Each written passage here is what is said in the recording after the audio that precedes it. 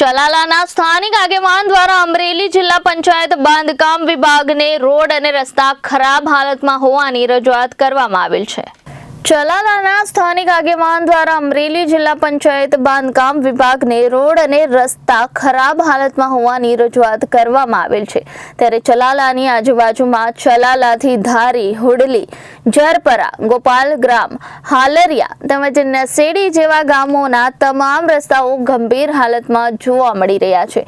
તેથી લોકો ત્રાહિમામ પોકારી ઉઠ્યા છે. આ ગામડાઓ વ્યવહારિક રીતે અને વ્યાપારિક રીતે જોડાયેલા પણ છે. તેથી અવારનવાર નાના મોટા અકસ્માતો સર્જાતા હોય છે.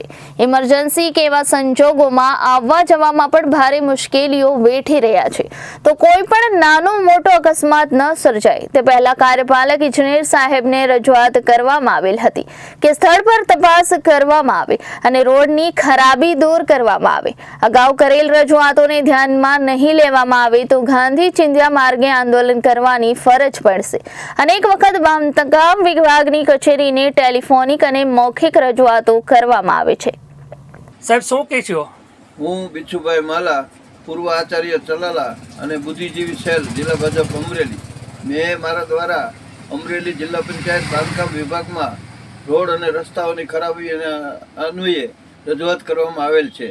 ચલાલાની આજુબાજુમાં ચલાલાથી ધારી, હુડલી, જરપરા, ગોપાલગામ, હાલરિયા તેમજ નેસડી આ તમામ રસ્તાઓ અતિ ખરાબ થઈ ગયા છે, જેથી લોકો ત્રાહિમામ પોકારી ગયા છે.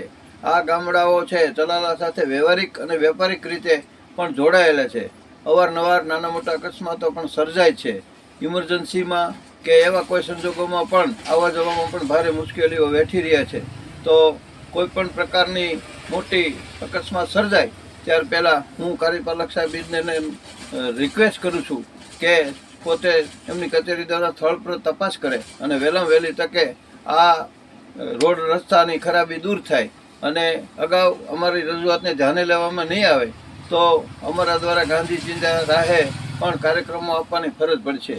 બીજું સમગ્ર બાબતમાં જણાવવાનું કે અમારા દ્વારા બાંધકામ વિભાગની કચેરીમાં અવારનવાર ટેલિફોનિક અને મૌખિક રજૂઆતો પણ અમે કરતા રહ્યા છીએ અને એમાં અમને એવું જાણવા મળ્યું છે કે કચેરીની તંત્રની સ્પષ્ટ બેદરકારી માલુમ પડે છે, તેમ બિચ્છુભાઈ માલાએ જણાવેલ છે.